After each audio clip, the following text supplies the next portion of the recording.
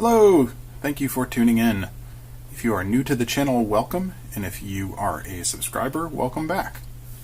I come to you today to talk about the Penn State Invitational Humans vs. Zombies game, which I attended on April 6th, 2019. So that's pretty recent as to when this video is being recorded. The main things that I intend to talk about and show about are my gear and my loadout, the game itself and how it was run and how it did, and then I will potentially offer some of the footage that I recorded during the game, but I haven't gone through all of it yet. The spoiler on the footage is that the camera angle on my head was a bit high, so unfortunately I worry that not a lot of it is useful. I'll show any interesting bits that I find, but there may not be any.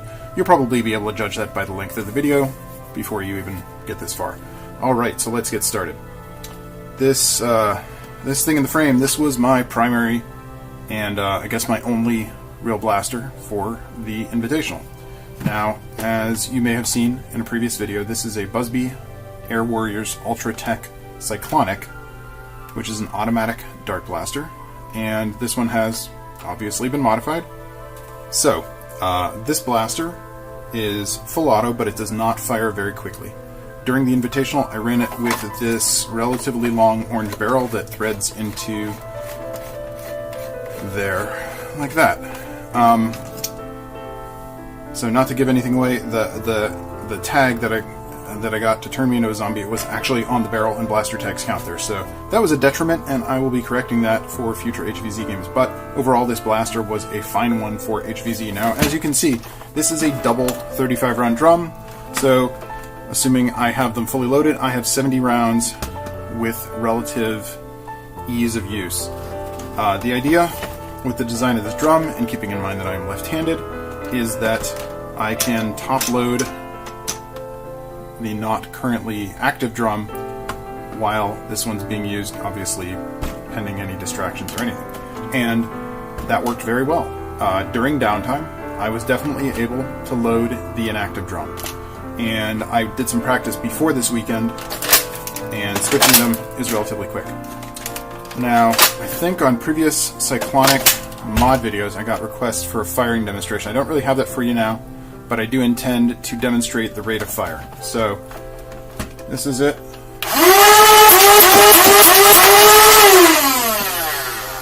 I have not done the math, but I estimate that this is about 3 darts a second, maybe. This is very controllable. It's very easy to do a single dart, and I really like that. I don't really understand the point of having an incredibly rapidly firing blaster for HvZ, because there's not much point to it. I'm going to get rid of this for the sake of ease, but one other note is that I have a rope tied around this, and the intention here was that if I had to drop the drum and switch to some other mag, this would be shoulder slung.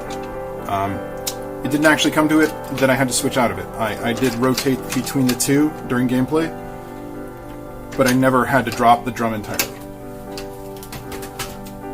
The string itself came from the sled that I made into a shield, so I like to repurpose things. Alright, so what else is there to talk about? This worked really well overall. They clocked it, I think they wrote on my tag 115, which in my opinion, that's perfect for HvZ. The cap was 130 anyway, so I would not have wanted it to shoot much hotter than that. 115 is perfect. So the internals of this are Michel 2.0 motors. I think there's a 42 millimeter OFP cage, and I'm actually using the stock flywheels, and I have a 6.6 volt Life battery pack in here. So obviously if you did something like using a LiPo instead of Life, you'd probably fire a little hotter, but like I say, this is perfect for HvZ. No complaints about that. So overall, good blaster, good loadout. Let's see, what did I... So in addition to the double drum, the main thing that I had with me was I had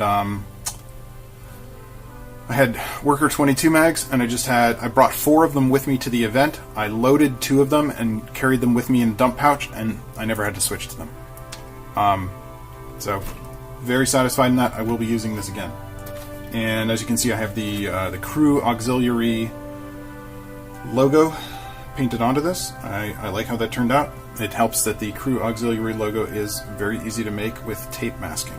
So I like how all the little painted detail bits work themselves out. So blaster, loadout, highly satisfactory. Alright, let's talk a little bit about the game itself. This was my first time at a Penn State Invitational, although it's probably about, I want to say maybe my 7th, I think. I don't know. I've been to a number of HvZ events before. First Penn State. I have been to Penn State before, but it's been a number of years. That is an extremely large campus. In my opinion, they did a nice job of keeping the gameplay to relatively small areas of the campus, so you didn't have to traverse the entire campus. That's actually really good, in my opinion, because playing HvZ, especially when you're a zombie, but even when you're a human, it's easy to get very tired and not want to go on, especially if there's running involved. But even if you're just walking the entire campus, that can be very tiring. And so I appreciate how they distributed the missions. In particular, this was a beautiful day, weather-wise, and the campus was very crowded with non-players. So the fact that things had very well-defined areas and that there were people everywhere, it was good that it was good the way things worked out with the distribution of people and players, I thought. I guess my one main complaint about the game might be that essentially thematically I couldn't tell. They were going mostly for the theme was kind of Mad Max Fury Road, but then they had a bunch of Fallout references thrown in, and I guess they were just kind of trying to do a pop culture post-apocalyptic theme overall. So it was a little confusing. Most of the games that I've been to have had a single clear unifying theme, and this one was just a little bit weird. No main complaints. They kept their game time, their mission times, very strictly defined. So each mission was 45 minutes, and when you hit the 45 minutes, the mission was over, and you went back. I actually really liked that. As much as I like some of the other games I've been to, they play kind of loosely with the timings, and I really like something that's tightly run. The game overall was done before 7 p.m. I want to say it was even done maybe 6 p.m. And somebody told me, one of the admins told me that they actually have to be done by sundown per local or campus rules or something like that, which, as weird as that sounds, they were definitely within that. So, props to tight timing. There were 5 missions total.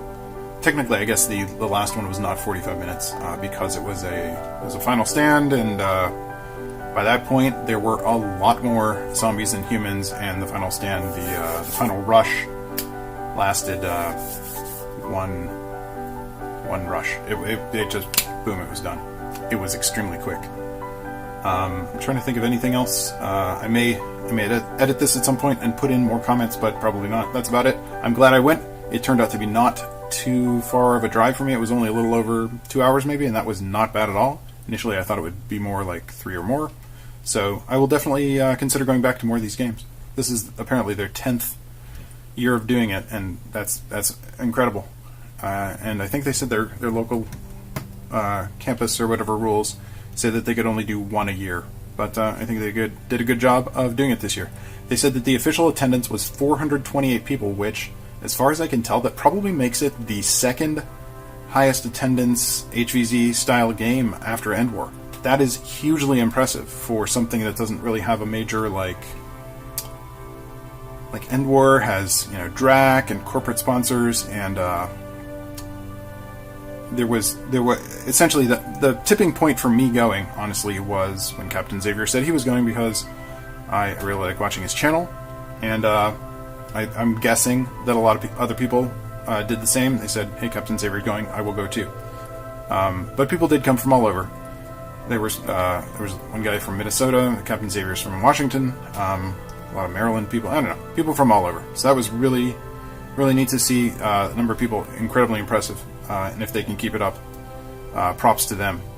Alright, so here is the time when if any of the footage is usable, I will cut to the HvZ gameplay. I primarily filmed during missions 1 and 2. I'm still getting to know the knockoff GoPro camera that I bought, and so one thing in particular is when it's mounted on your head and you can't see the screen or the lighting on it, it will go to sleep if it's not in use. So if it goes to sleep and you try and start it with the remote that goes on your wrist, then I don't think it does anything.